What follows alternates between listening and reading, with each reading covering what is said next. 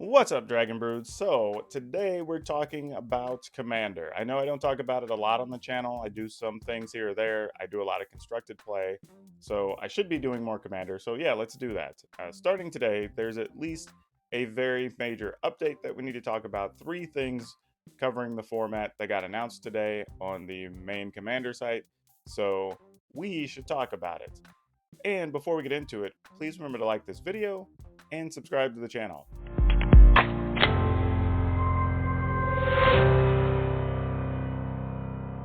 Now, for those of you that don't know, you can always find the official Commander news on mtgcommander.net. It's where they post all the updates, and the committee and whatnot do post articles and links and stuff regularly as well. But getting into today's news, we saw an announcement last night from Sheldon Menery saying, hey, there are going to be some changes. We're going to post stuff in the morning. He did give us a preview of what they were going to talk about, but here we are. It's the morning. Let's talk about it. So, Rule 11 gets changed, and the rule basically now reads that any card that references pulling a card from outside of the game is not going to be allowed in Commander still.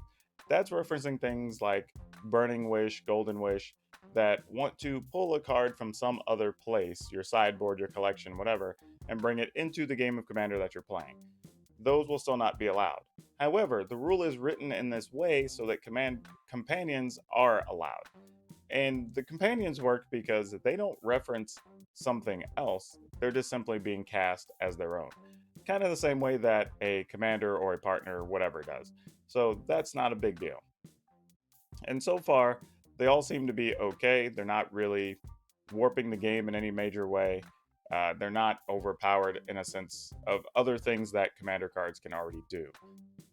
But that does lead to the second part of the announcement, is that Lutri the Spellchaser is banned. And we knew this was coming. They announced it before the set even released. And they even said they don't like banning cards before they actually see them in action, which makes total sense. But this is one that they felt justified in. And really, when you think about it, it's the type of card that if you were playing red blue in Commander, you were gonna kind of be incentivized to always play this card. Not even like Soul Ring, where like, okay, maybe you could be playing something where it's bad to own artifacts or something or whatever, or you just want more colored spells so you can find certain things. Like, there's white reasons, right? But with Lutri, you are always going to want to play it because there's no penalty. It didn't count against your 100 cards, and your deck was already all different cards, right? Like, so it makes a lot of sense. It's unfortunate because I think in some ways it was probably R&D maybe designed it with Commander in mind just to see what would happen, but I think it's the right choice to not include it. But anyway, Lutri the Spellchaser, can't play with it. At least not in Commander. And then finally, Flash is banned in Commander. And we're not talking about the ability Flash, because people are probably freaking out when they read that, because obviously there's a lot of new cards that have Flash. It's actually a card in Magic named Flash. It's a blue spell. The reason they put this on the list is their article says they actually referenced several players that they trusted in the CEDH community, which is basically competitive Commander. And they said that this is a card they wanted removed and that it was the main problem that would help move the format forward. And I have to agree with this. Like, if your trusted players that you go to for information all are in agreement that this is a card that they can do without and it's better for the format, then you're listening to people that give you your feedback. So good for them. I don't see a problem with this at all. I know some people will be upset that they have to change their decks or their favorite combo doesn't work now or whatever, but if it's degenerate and it's bad for the format, hey, I'm all for cards being removed. The thing we have to remember is Commander encompasses basically every card in the history of Magic, and sometimes there's just going to be stuff that's way out of whack because things printed 20 years apart interact in some insane way. And you just also, a card like Flash isn't something you want to have to keep worrying about. Like, every time a new creature comes out that does something crazy, you're going to have to think about, okay, how does this interact with Flash? I think those type of cards are good to just not have around, and then nobody has to worry about it. So good for them. But anyway, let me give you my quick wrap up, and then we'll get out of here. So yeah, overall, this was a pretty good announcement, I think. Lutri wasn't a surprise. Like I said, we knew that was coming.